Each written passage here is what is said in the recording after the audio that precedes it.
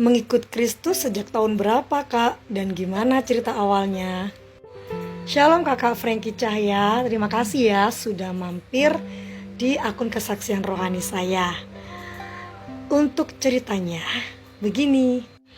Saya adalah seorang kakak pertama dari ketujuh adik.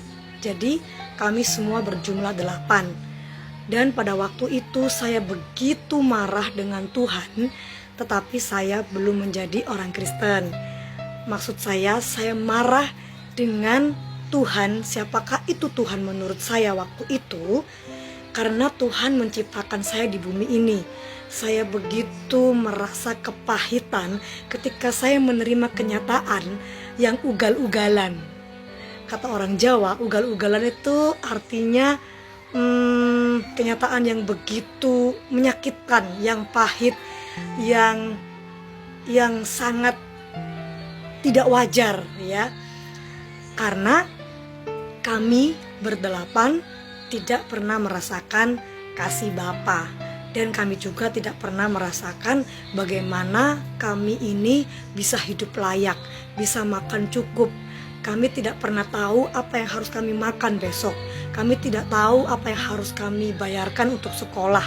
Sehingga kami hidup liar, sehingga kami hidup dengan jalan kami masing-masing. Kami menjadi brutal, kami menjadi liar, mengalahkan kerasakti.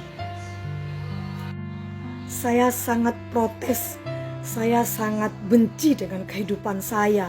Saya sangat tidak suka dengan diri saya sendiri. Gambar diri saya rusak. Saya bekerja sedari SD. Saya berjualan, saya keliling untuk berjualan roti atau gorengan. Sampai saya SMA, saya harus mengamen dan juga saya harus jual koran. Dan saya semakin memiliki pergaulan yang begitu bebas, sehingga saya akhirnya menikah dengan orang yang salah dan saya diceraikan oleh dia.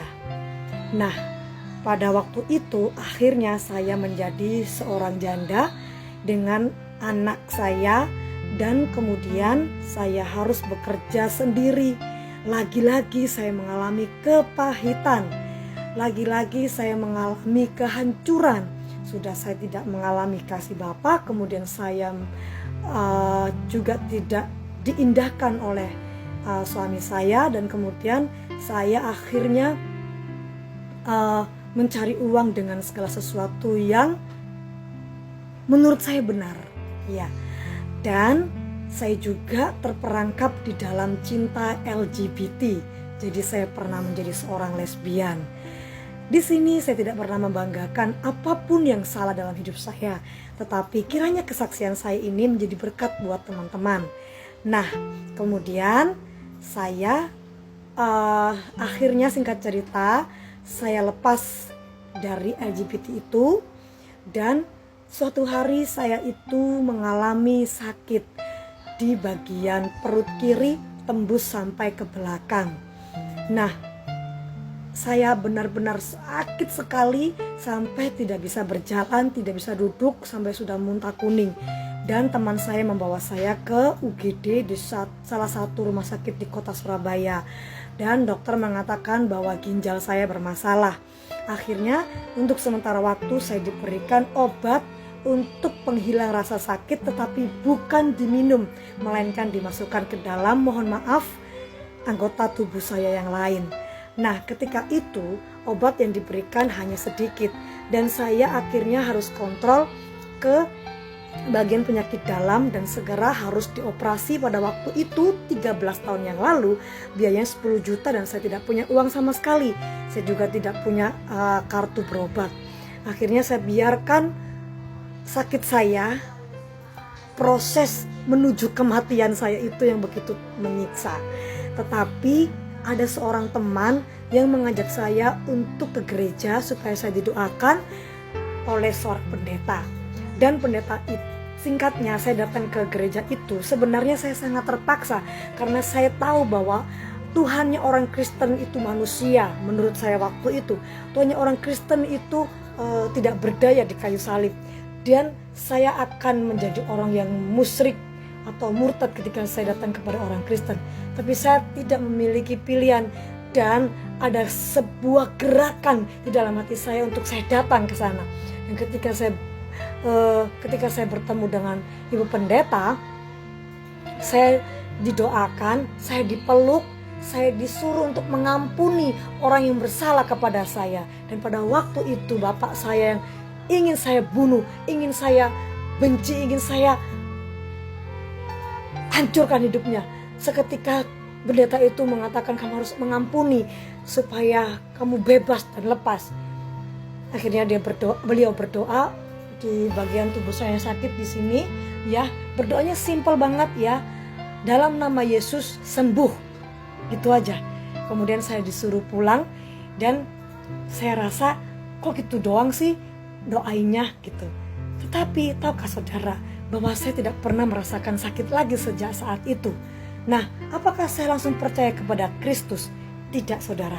Jadi saya berkata ini mungkin sugesti, ini tidak mungkin terjadi, manusia bisa menyelamatkan manusia. Tetapi kemudian Ibu Pendeta itu calling saya, SMS saya pada waktu itu, zamannya SMS, belum ada WA ya, atau apalah BlackBerry gitu. Nah, untuk mengundang saya di kebaktian Pentakosta atau pencurahan Roh Kudus. Saya kan nggak ngerti apa itu ya. Saya datanglah karena kenapa? Lagi-lagi ada dorongan saya untuk datang ke gereja, dan saya merasa kayak segan. Nah, ketika saya sudah ada di ibadah itu, di penghujung acara ibadah, pendeta itu perempuan ya, namanya Ibu Ripka. Pendeta itu memanggil saya untuk altar call dan mendoakan saya kembali. Begini doanya, Tuhan, bukan manusia yang memilih engkau sebagai Tuhan, tetapi Tuhan yang memilih manusia. Dan bukan tangan manusia yang membawa anak ini kemari, melainkan tanganmu. Dan jika engkau ingin mengenalkan dirimu kepadanya dan ingin memakai anak ini sebagai alatmu, maka tunjukkanlah pribadimu kepadanya. Dalam nama Tuhan Yesus, haleluya, amin. Ketika pendeta tadi bilang amin sambil mentumpang tangan ke kepala saya, seketika itu ada hembusan roh yang masuk ke dalam hidung saya. Itu langsung hut gitu ya. Saya langsung merasa seperti pengalaman spiritual yang tidak pernah saya rasakan sebelumnya dan sesudahnya.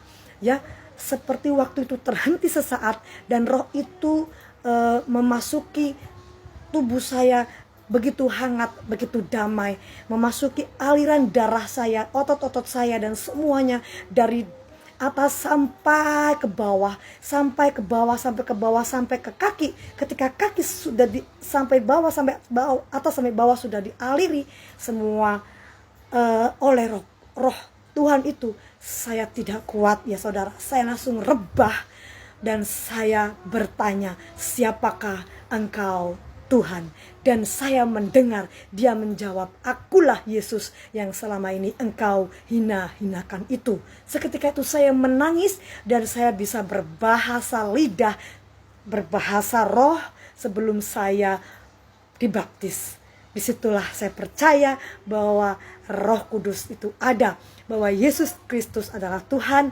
Bahkan saya merasa bahagia ketika saya diberikan pengalaman yang tidak ada duanya, yang tidak bisa dibandingkan dengan harta dunia apapun di bumi ini. Nah, itu secara singkat kesaksian saya, saudara. Lebih lengkapnya bisa disaksikan di YouTube channel saya, ya. Nanti di situ bisa saudara-saudari bagaimana lengkapnya ya. Terima kasih sudah mampir di video saya. Kiranya kesaksian yang singkat ini boleh memberkati kita semuanya. Tuhan Yesus memberkati. Saya Firis Ramadan. Sampai jumpa di kesaksian-kesaksian saya berikutnya. Shalom.